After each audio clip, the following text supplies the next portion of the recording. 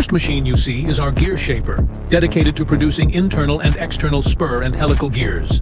Immediately adjacent are two vertical machining centers for high-precision milling and complex contouring.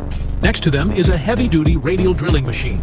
Across from the machining centers is our conventional lathe section, equipped with 7 manual lathes of varying swing capacities. These lathes handle rough turning and preparatory operations, preserving tool life and maintaining long-term accuracy on our CNC equipment. Moving forward is the CNC turning area with 16 CNC lathes, ranging from small diameter precision models to large envelope machines. Adjacent to this is our bench drilling and secondary operation zone.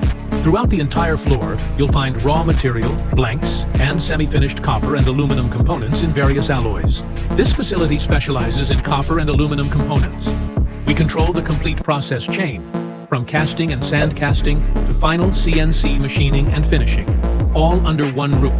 This vertical integration ensures consistent metallurgy, tight tolerances, short lead times, and cost efficiency on medium to high volume production runs. We are structured to support technical partnerships with large-scale industrial clients, requiring stable, repeatable quality in non-ferrous machined parts. Welcome to discuss your next project with our engineering team.